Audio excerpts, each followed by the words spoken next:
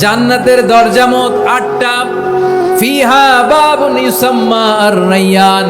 8টা দরজার মধ্যে স্পেশাল একটা দরজা আছে, ওই দরজাটার নাম হলো আর-রায়্যান। রায়্যান দরজা, লা ইয়াদখুলুহু ইল্লা সাইমুন। রোজাদাররা ছাড়া কেউ ওই রায়্যান দরজা দিয়ে জান্নাতে ঢুকতে পারবে না। শুধু রোজাদারদের জন্য ওই দরজাটা খোলা থাকবে। দরজাটার নাম আর-রায়্যান, লা ইয়াদখুলুহু ইল্লা সাইমুন। রোজাদাররা ছাড়া কেউ ঢুকতে পারবে না। মান দাখালাহু লাম ইয়াযমা আবাদা। একবার যে এই গেট দিয়ে ঢুকবে, he will never be thirsty again. তার গলা থেকে চিরকালের জন্য আল্লাহ তৃষ্ণা মিটায়া দিবে। আমরা এই রায়্যান দরজা দিয়ে সেদিন জান্নাতে ঢুকতে চাই কি চাই না? আমার প্রিয় ভাইরা, প্রতি রাতে রমাদানে আল্লাহর ফেরেশতারা আহ্বান জানায়, ইয়া বাগিয়াল খাইরি আকবিল, ইয়া বাগিয়াশ শাররি আকসির। হে কল্যাণের পথের যাত্রী, আকবিল, প্রসিড, আরো ইবাদত করো, আগাও আগাও, আরো জান্নাতের নাজ নেয়ামত কামাও। হে অকল্যাণের পথের যাত্রী, আকসির, স্টপ স্টপ, অনেক হয়েছে। আন্না, এই রমাদান এটা পাপের মাস নয়, এটা ইবাদত করে জান্নাত কামানোর মাস। চিল্লায় বলো ঠিক কি না? ওয়ালিল্লাহি উতাকাউ মিনান নার ওয়াদালিকা কুল্লা লাইলা। প্রতি রাতে, রমাদানের প্রতি রাতে আল্লাহ তাআলা এরকম লাখো বনি আদমকে মাফ করে দেওয়ার ঘোষণা দেয়, নাজাতের ঘোষণা দেয়। রব্বুল আলামিন বলেন, ওয়া মিনাল লাইলি ফাতাহাজ্জাদ বিহি নাফিলাতান লাকা আসা আইয়াবআসাকা রাব্বুকা মাকামান মাহমুদা। ও নবী, রাতের কিছু অংশ সময় তাহাজ্জুদের সালাত আপনি আদায় করবেন, কারণ এই তাহাজ্জুদ হলো আপনার জন্য নাফিলাতাল লাক, অতিরিক্ত ফরজ। আপনাকে মাকামে মাহমুদে অধিষ্ঠিত করবে কে? এজন্য যারা সম্মানিত হতে চান, সম্মানের আসনে যেতে চান, তাদের জন্য তাহাজ্জুদ অবধারিত। আমরা রমজানে সাহারির আগে তাহাজ্জুদ পড়তে চাই কি চাই না? এই নামাজটারে আল্লাহ বড্ড ভালোবাসেন। কেন জানেন? কারণ গভীর ঘুমকে স্যাক্রিফাইস করে আমরা এই নামাজ পড়ি। এই শেষ রাতের ঘুম, এই হুজুদের ঘুমকে স্যাক্রিফাইস করে যে সালাত পড়া হয়, ওই সালাতের আরবি নাম হচ্ছে সলাতুল হুজুদ বা সলাতুত তাহাজ্জুদ। চিল্লায় বলেন আল্লাহু আকবার। এজন্য আল্লাহ তাআলা তাহাজ্জুদের সালাতকে এত পছন্দ করেন। পড়বেন তো রমাদানে। 4 নম্বরে মুক্ত হস্তে দান করুন, মুক্ত হস্তে দান করুন। ওয়ামা আতাইতুম মিন যাকাতিন তুরিদুনা ওয়াজহাল্লাহি ফাউলাইকা হুমুল মুদঈফুন। তোমরা মনে করো না যাকাত দিলে তোমাদের সম্পদ কমে যায়, এটা ভেবো না। বরং তোমরা আল্লাহর খুশির জন্য যে যাকাত দাও, তারপরে তোমার যে সম্পদ থাকে ওই সম্পদের মধ্যে প্রবৃদ্ধি দান করে কে? আপনি মনে করছেন দিলে কমে? চাঁপাইনবাবগঞ্জের ভাইয়ের আওয়াজ করে বলেন, দান করলে কি সম্পদ কমে নাকি বাড়ে? আওয়াজ করে বলেন, কমে না বাড়ে? বাড়ে। যেটা দান করেন, কামাসালি হাব্বা আম্বাতাত সাবআ সানাবিলা ফি কুল্লি সুম্বুলাতিন মিয়াতি হাব্বা। 1 টাকা দান করলে এটা চারা বীজের মতো, রূপে দিলে 7টা শীষ, প্রতি শীষে হয় 100 শস্য দানা। আল্লাহ যারে চায় এরকম বাড়ায় দেয়, প্রবৃদ্ধি দেয়। সুবহানাল্লাহ। এজন্য মুক্ত হস্তে দান করতে রাজি আছেন? আগে আগে যাকাত ক্যালকুলেট করে রাখেন। আপনার যাকাত বর্ষ যদি পরেও হয়, দেরি করেও হয়, ধরেন যে প্রতি বছর মুহররমে দেন, আপনি আগে দিতে পারবেন। যাকাত অগ্রিম আদায় করা যায়। সুবহানাল্লাহ বলেন। বিষ্ণু ইসা ইসলাম রমাদানে এত দান করতেন, কানা আজওয়াদান নাস। কিন্তু রমাদানে আজওয়াদুন নাস আজওয়াদু বিল খাইরি মিনার রিহিল মুরসালা। প্রবাহিত বাতাসের চেয়ে বিশ্বনবী আর অবদান্যতা বেড়ে যেত। প্রবাহিত বাতাস যেমনি সবাইরে বাতাস দেয়, আস্তিক নাস্তিক মুমিন কাফির সবাইকে শীতল করে দেয়, তেমনি নবীজির রমাদানের দান ছিল এমন, কেউ নবীর কাছে চেয়ে ফিরে গিয়েছে এর নজির নাই। জোরে বলেন সুবহানাল্লাহ। রমাদানে দান করব, ইফতার শেয়ার করব। কাউকে ইফতারি করালে সারাদিন রোজা রেখে তার যে সওয়াব, আপনি ইফতার করানোর কারণে আপনার আমলনামায় ওই সওয়াব আল্লাহ ঢুকায় দিবেন। পড়েন সুবহানাল্লাহ। সাহাবারা বললেন, নবী আমরা গরিব মানুষ, ইফতারি খাওয়ানোর পয়সা নাই।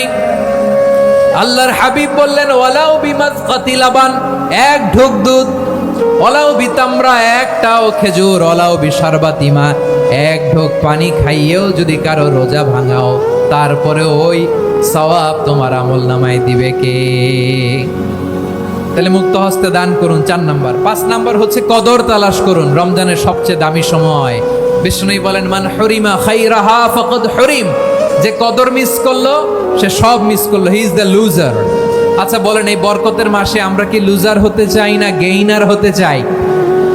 সবাই বলেনি, বলেন এই রমাদানে আমরা লুজার হব না গেইনার হব?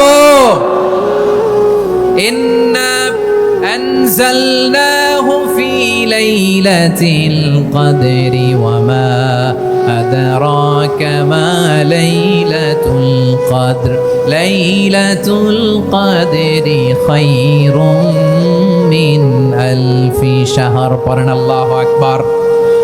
লাইলাতুল কদরি খায়রুম মিন আলফি শাহর, 1000 মাসের চেয়েও সেরা।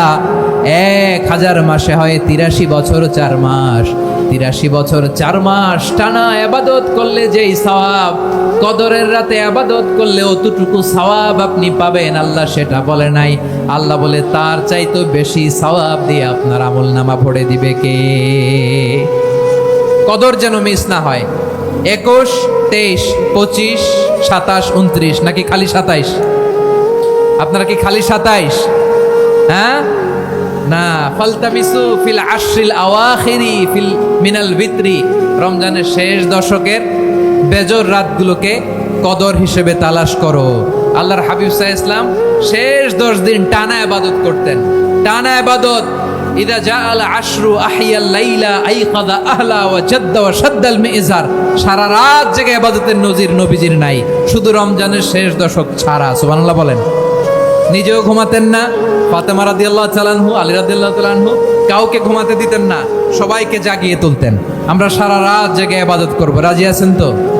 কদর যেন আমাদের মিস না হয়। আজকে থেকেই ক্যালেন্ডারে মার্ক করে রাখেন, সব কাজ পেছনে ফেলে, সব ব্যস্ততাকে পেছনে ফেলে ইবাদতের জন্য আমরা প্রস্তুত থাকবো কদরের রাতে। কোনোভাবে কদর যেন আমাদের মিস না হয়, ইনশাআল্লাহ। বলেন তো সবাই? আল্লাহ বলেন, ও বিশ্বাসীরা শোনো শোনো, তোমাদের জন্য সিয়ামকে ফরজ করা হয়েছে, ঠিক যেমন ভাবে তোমাদের পূর্ববর্তী উম্মতদের উপরও সিয়ামকে ফরজ করা হয়েছিল, লাআল্লাকুম তাত্তাকুন, যাতে করে তোমরা সবাই মুত্তাকি হতে পারো। সুবহানাল্লাহ বলেন।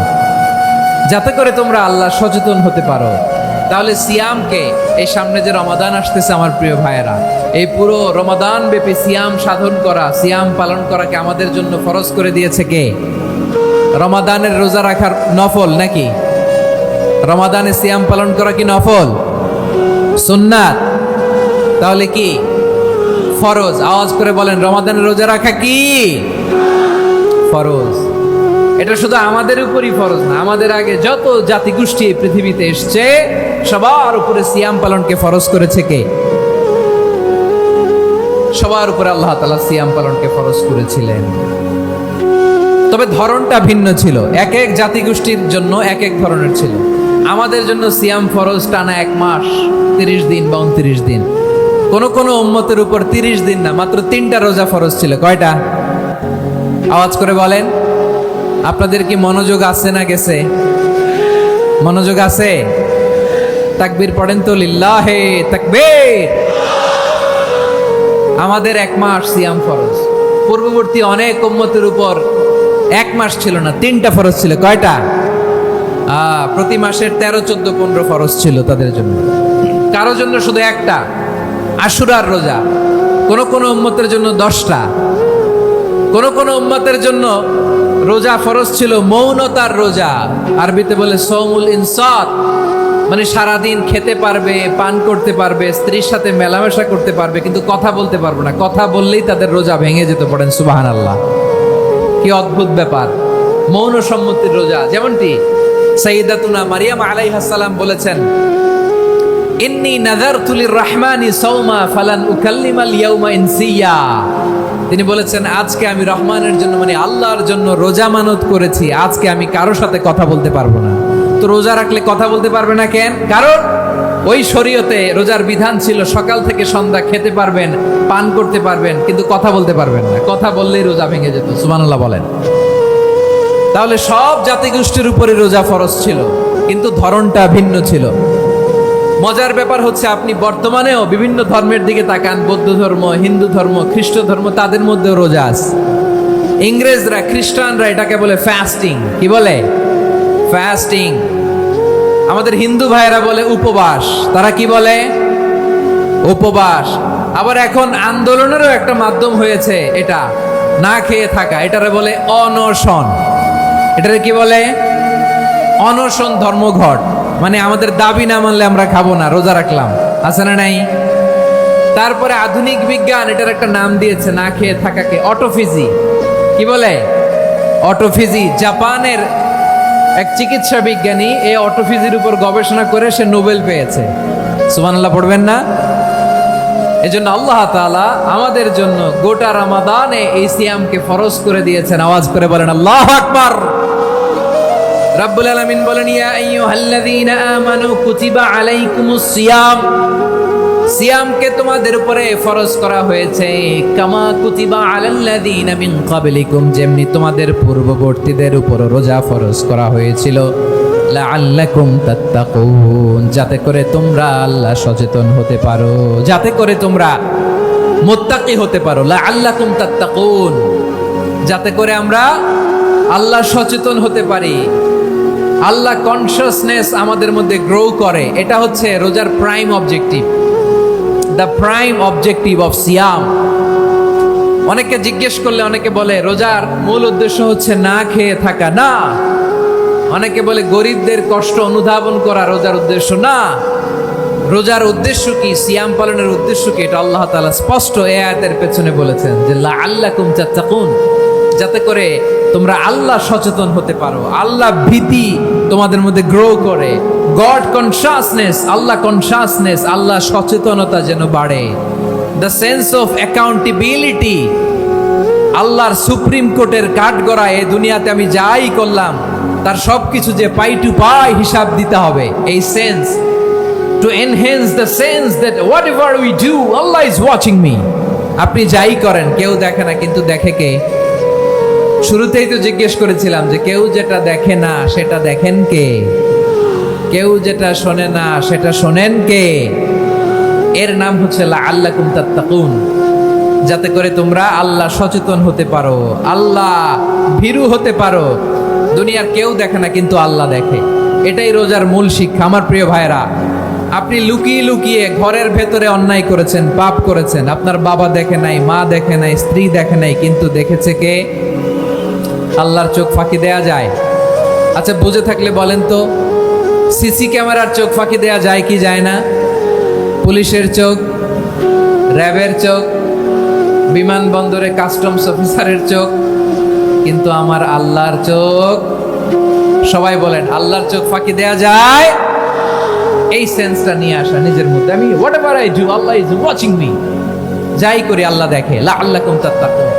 রমাদানের রোজা, ইফতারি, সিয়াম, ইবাদত সব কিছুর মধ্য দিয়ে আপনাকে খেয়াল করতে হবে যে লাআল্লাকুম তাত্তাকুন এই স্ট্যান্ডার্ড এটা অ্যাচিভ হচ্ছে কিনা আমাদের, যাতে করে তোমরা মুত্তাকি হতে পারো, আল্লাহ ভীরু হতে পারো। তাকওয়া, এটা হচ্ছে the essence of Islam. What is তাকওয়া? তাকওয়া মানে কি?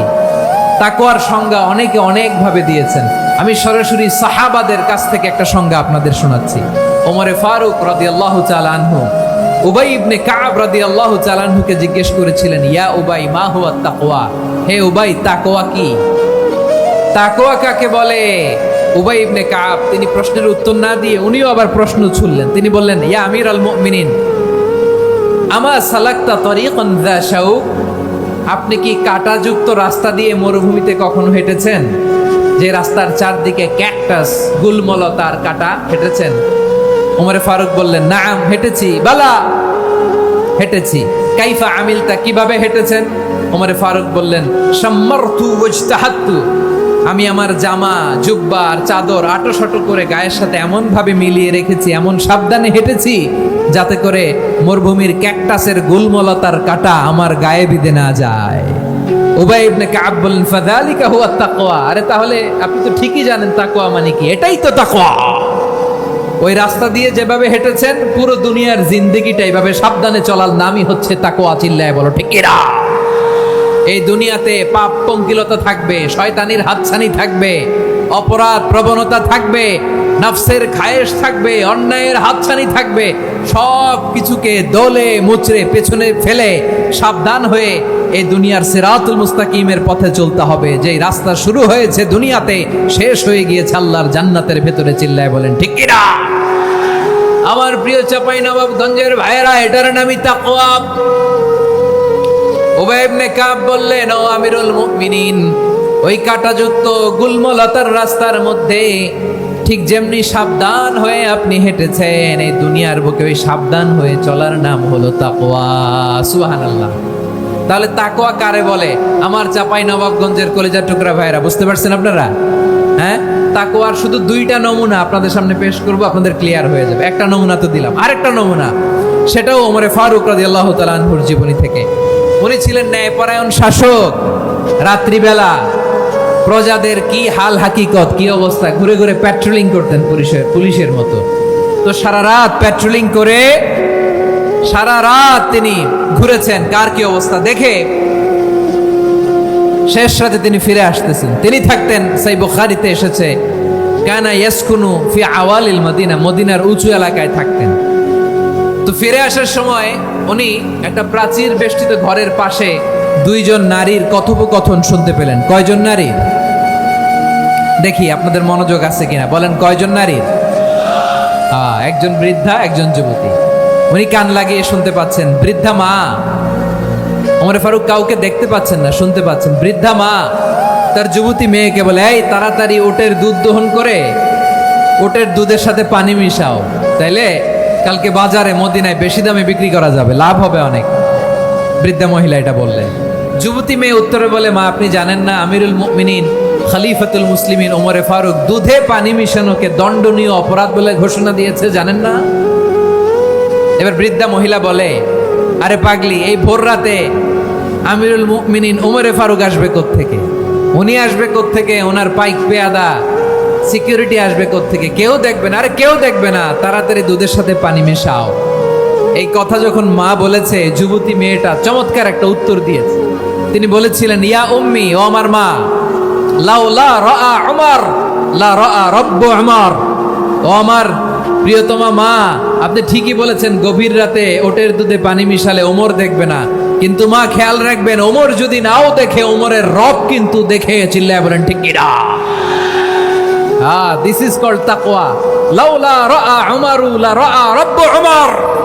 ওমর দেখে না, কিন্তু ওমরের রব দেখে। চিল্লায় বলেন ঠিক কি না? এজন্য রব্বুল আলামিন বলেন, লা তুদরিকুহুল আবসার ওয়া হুয়া ইউদরিকুল আবসার ওয়া হুয়াল লাতীফুল খাবীর। তিনি এমন সত্তা, দুনিয়ার কোনো চোখ তাকে দেখে না, কিন্তু দুনিয়ার সবগুলো চোখকে, সব মানুষের অ্যাক্টিভিটিসকে আরশের উপর থেকে সব কিছু মুহূর্তে মুহূর্তে দেখতে পান কে? তাহলে তাকওয়া কারে বলে, বুঝতে পারছেন? হ্যাঁ, দুনিয়াতে সাবধানে চলার নাম তাকওয়া।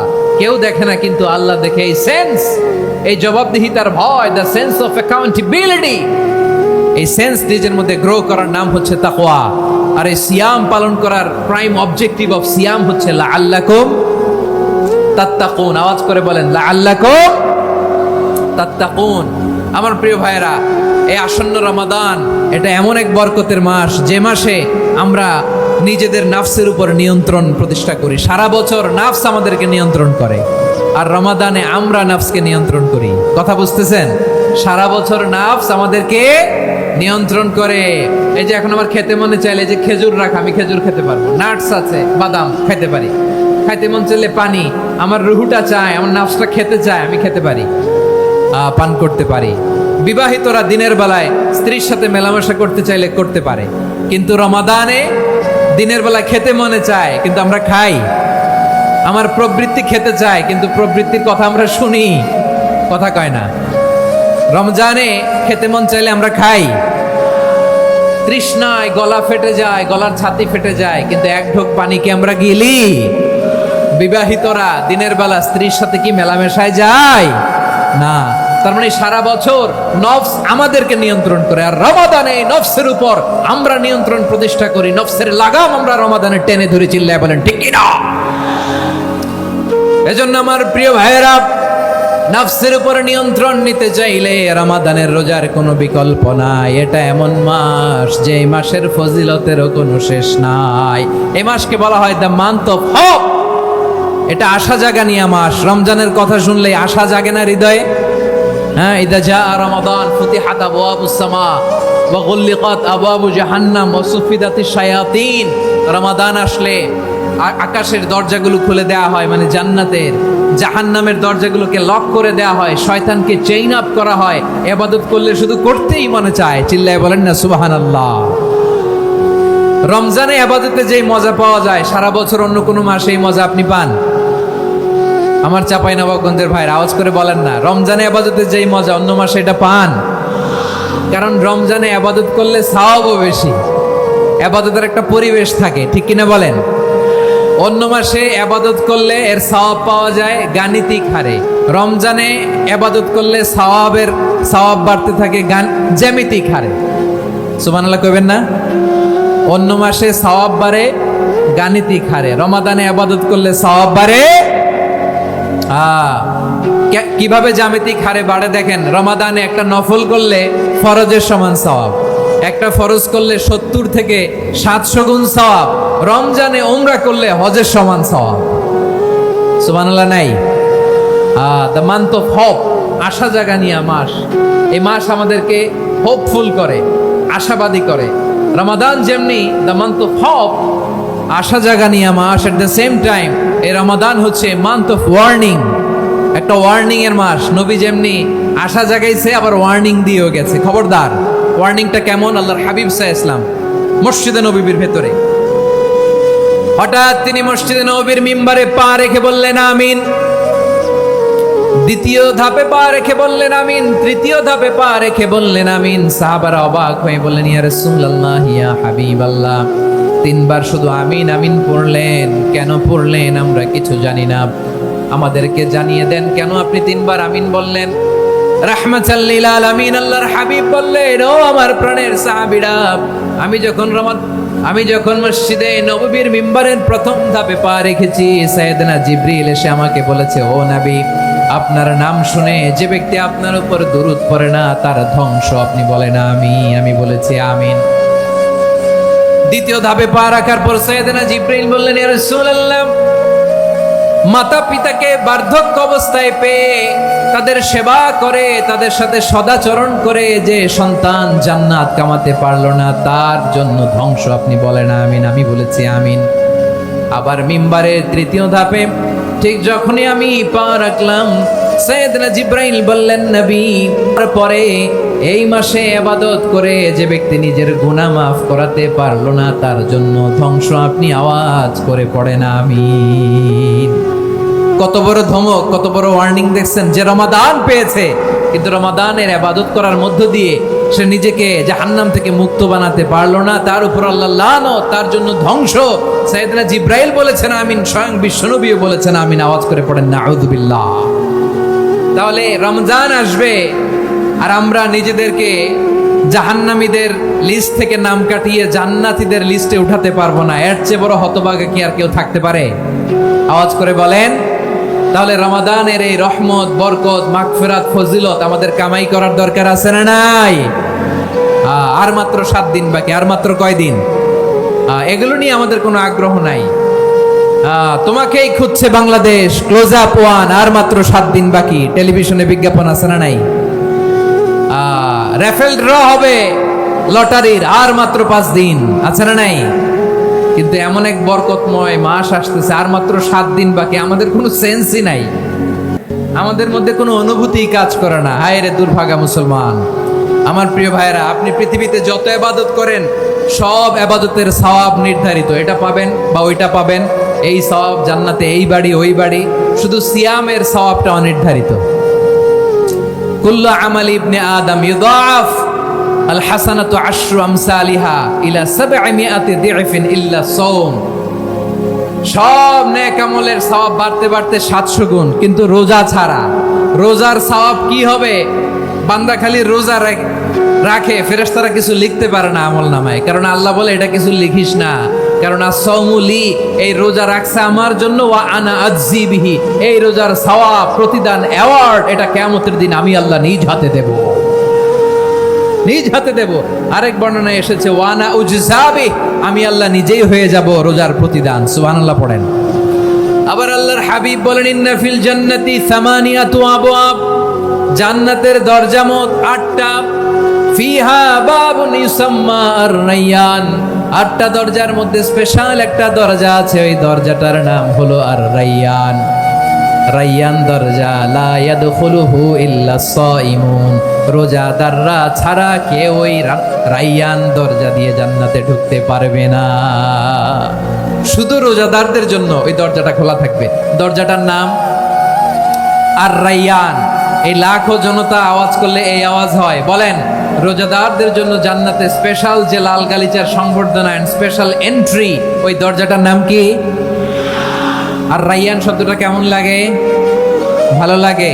অনাগত সন্তান যদি কারো আসে, ছেলে সন্তান, নাম রেখে দিয়েন আর রায়্যান। পারবেন?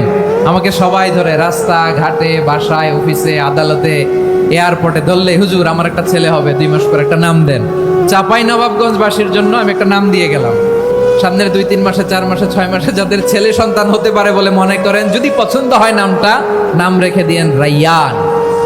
কি নাম? লা ইয়াদখুলহু ইল্লা সাইমুন, রোজাদাররা ছাড়া কেউ ঢুকতে পারবে না। মান দাখালাহু লাম ইয়াযমা আবাদা, একবার যে এই গেট দিয়ে ঢুকবে, he will never be thirsty again, তার গলা থেকে চিরকালের জন্য আল্লাহ তৃষ্ণা মিটায়া দিবে। আমরা ওই রায়্যান দরজা দিয়ে সেদিন জান্নাতে ঢুকতে চাই কি চাই না? আমার প্রিয় ভাইরা, প্রতি রাতে রমাদানে আল্লাহর ফেরেশতারা আহ্বান জানায়, ইয়া বাগিয়াল খাইরি আকবিল, ইয়া বাগিয়াশ শাররি আকসির, হে কল্যাণের পথের যাত্রী, আকবিল প্রসিড, আরো ইবাদত করো, আগাও আগাও, আরো জান্নাতের নাজ নেয়ামত কামাও। হে অকল্যাণের পথের যাত্রী, আকসির, স্টপ স্টপ, অনেক হয়েছে। আন্না, এই রমাদান এটা পাপের মাস নয়, এটা ইবাদত করে জান্নাত কামানোর মাস। চিল্লায় বলো ঠিক কিনা? ওয়ালিল্লাহি উতাকাউ মিনান নার ওয়া যালিকা কুল্লা লাইলা, প্রতি রাতে, রমাদানের প্রতি রাতে আল্লাহ তাআলা এরকম লাখো বনি আদমকে মাফ করে দেওয়ার ঘোষণা দেয়, নাজাতের ঘোষণা দেয়। আমরা আল্লাহর পক্ষ থেকে মাফ, নাজাত চাই কি চাই না? আমরা যদি নাজাত পেয়ে যাই আর কিছু চাই? কথা বলে না। আমাদের নাজাত লাগবে। আওয়াজ করে বলেন তো কি লাগবে? আর কিছু যে চাই না আমি, চাই গো নাজাত, আল্লাহ তোমার কাছে আমার এই মুনাজাত। আর কিছু যে চাই না আমি, চাই গো নাজাত, আল্লাহ তোমার কাছে আমার এই মুনাজাত, আল্লাহ তোমার কাছে আমার এই মুনাজাত। পড়েন আমিন, আর জোরে আমিন। তাহলে রমাদানকে আমরা বুদ্ধিমানের মতো কাজে লাগাতে চাই কি চাই না? হ্যাঁ, বুদ্ধিমানের মতো কাজে লাগাইতে হবে। মুমিনরা স্মার্ট হয়। এই রমাদানে আমাদের কি করণীয়, কি বর্জনীয়? সংক্ষেপে 7টা করণীয় 7 মিনিটে, 7টা বর্জনীয় 7 মিনিটে বলে আমরা বিদায় নিব ইনশাআল্লাহ। বলেন, কেউ উঠা বসা করব না ইনশাআল্লাহ। বলেন মাশাআল্লাহ, অনেক শান্ত। জি, আমার দিকে তাকান। রমাদানে, আসন্ন রমাদানে আমাদের 7টি করণীয়। 1 নাম্বার করণীয়, এই রমাদানকে আপনি কোরআনময় করে তুলুন। কোরআনময় করে তুলুন 2025-এর রমাদান। এই হচ্ছে আজকের প্রোগ্রামের স্লোগান। জোরে বলেন ঠিক কিনা?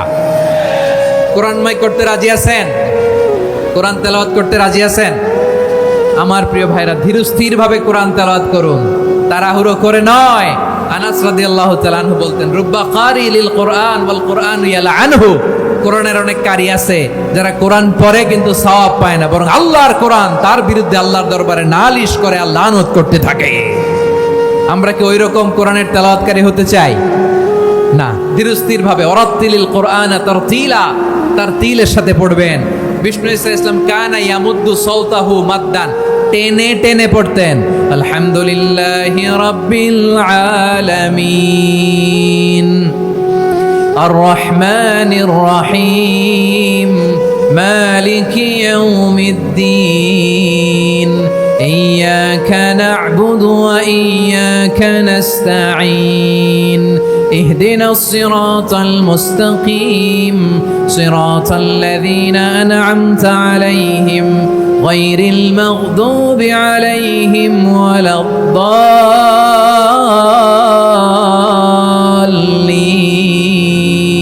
পড়েন আমিন। কানা ইয়ামুদ্দু সাওতাহু মাদ্দান, টেনে টেনে পড়তেন। ওয়া কানা ইউকাত্তিউ আয়াতাহু, ইউকাত্তিউ আয়াতান আয়াতান, প্রত্যেক আয়াত পড়ে পড়ে তিনি থামতেন। এভাবে কোরআন পড়তে হবে। আমাদের অনেক মা বোনেরা আজকের এই চাঁপাইনবাবগঞ্জের প্রোগ্রামের অনেকগুলো মহিলা প্যান্ডেল আমি ল্যান্ডিং করার সময় দেখেছি। আমার অনেক বোনেরা ওনারা কোরআন খতম করতে যে এমনভাবে তেলাওয়াত করেন, কোরআন তেলাওয়াতের আদব আর অবশিষ্ট থাকে না। আমরা তার তিলের সাথে তেলাওয়াত করব, যেমনটি আমি পড়ে শোনালাম। বিষ্ণু ইসলাম প্রতি আয়াত শেষে থামতেন, টেনে টেনে পড়তেন, তার তিলের সাথে পড়তেন, সুর করে পড়তেন। মানলাম ইয়াতাগান্না বিল কোরআন ফালাইসা মিন্না, যে সুর করে কোরআন পড়ে না সে আমার উম্মত হতে পারে।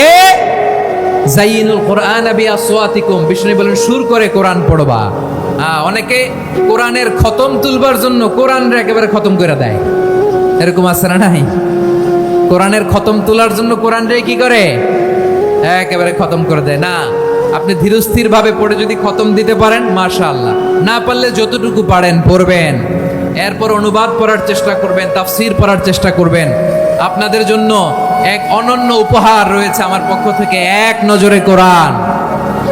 114 সূরার সারমর্ম, সার নির্যাস আমরা নিয়ে এসেছি এখানে বাংলা ভাষায়। আমার জানা মতে খুব সম্ভবত এই প্রথম কাজ, কেউ করে নাই। আরবিতে পাবেন এরকম অনেক বই, ইংরেজিতে কিছু কাজ আমরা দেখেছি, কিন্তু বাংলায় পাবেন না। এত চমৎকার ভাবে আমরা সূরাগুলোর সারমর্ম, সার নির্যাস তুলে ধরার চেষ্টা করেছি। 5 পৃষ্ঠায় আপনি জেনে যাবেন এই সূরার সেন্ট্রাল থিম কি। 5 পৃষ্ঠায় জেনে যাবেন মেজর থিম কি, এই সূরায় কি কি নিয়ে আলোচনা করা হয়েছে, এই সূরা থেকে মূল লেসন কি, মূল শিক্ষা কি, সহজে আপনারা বুঝে যাবেন। সুযোগ হলে এটা সংগ্রহ করবেন আপনারা। যে কোনো ধরনের ভালো অনুবাদ আপনারা পড়বেন, তাফসীর পড়বেন। আমরা কোরআনময় করতে চাই। খতম কোরআনে রমাদানের 1 খতম দেওয়ার একটা সহজ পদ্ধতি হচ্ছে রমাদানের প্রতি নামাজের পরে 4 পৃষ্ঠা। প্রতি নামাজের পরে কয় পৃষ্ঠা? 4 পৃষ্ঠা। তাহলে 5 ওয়াক্তে 4 পাঁচা 20 পৃষ্ঠা। হেফজে কোরআনগুলো 20 পৃষ্ঠা 1 পারা। এভাবে 30 দিনে আপনার 1 খতম হয়ে যাবে।